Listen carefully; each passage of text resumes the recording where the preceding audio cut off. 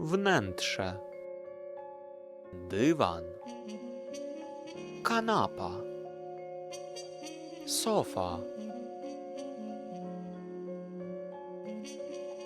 łóżko, fotele, tapczan, kołdra, kocyk.